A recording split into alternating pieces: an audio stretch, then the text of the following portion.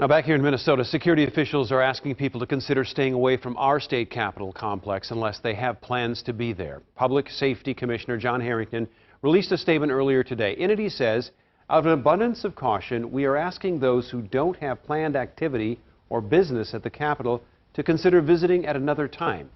That request comes amid growing concerns about potential attacks at state capitals ahead of the inauguration.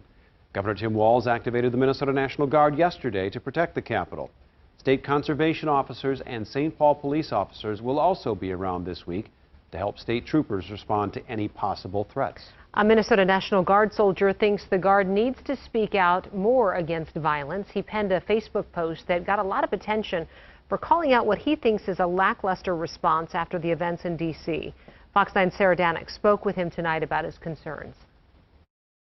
It was a social media post meant to get attention. It shouldn't be political for us to acknowledge that what transpired at the U.S. Capitol on January 6th was an insurrection. Minnesota National Guard specialist Joshua Preston tells us his Facebook post on January 7th was prompted by what he says was a disappointing response to the riots from the Minnesota National Guard leadership. It was a 3-sentence comment saying, in light of the timely events occurring on the national stage, remind your soldiers about the Minnesota National Guard's social media policy and that they must remain apolitical. Preston's post led to a call from his commander, and while he wasn't told to take it down, it inspired Preston to write a 12-page memo to Guard leadership. I laid out some proposals of what we could do to engage honestly and openly. The soldier and lawyer argues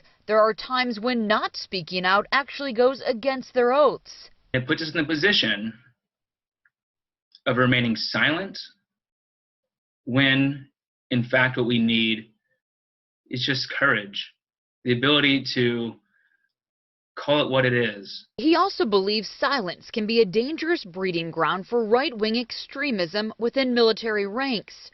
But there's a broader culture in the military, and it's documented in literature as well, saying that extremist groups do prey upon soldiers because of the attitudes that many soldiers have as a product of their service. Specialist Preston hasn't been punished in any way for his Facebook post.